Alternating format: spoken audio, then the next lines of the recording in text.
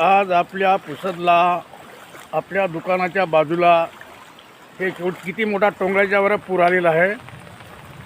हे मंदिर, हे पाठीमागचा आपल्या चक्कीचा भाग, आता पण पाऊस चालूच आहे।